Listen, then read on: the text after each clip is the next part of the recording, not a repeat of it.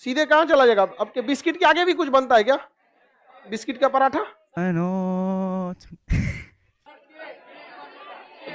Biscuit का cake बनेगा?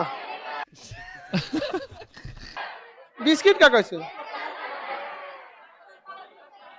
खरीद के आप घर पे लाते होंगे बिस्किट, उसका आप कुछ बना दीजिए। आप बिस्किट लाइए, उसको आप क्या कीजिए, सुई धागा से गूंथ के और दूल्हा का माला बना दीजिए। ससुराल के चींटी काट देगी सब, पूरा चींटी लग जाएगी से दूल्हा में। नहीं समझ में आ गया? ऐसा होना चाहिए, जो दूल्हा दहेज ले उसको बिस्कुट का माला पहनाओ। कोई ऐसा सिंबल दो कि ये दहेजुआ है। नहीं समझ में आ गया? हाँ, पार्ले जी वाला बिस्किट, हाँ सबलिया खा जाएगा सब। सबलिया सब खा जाएगा।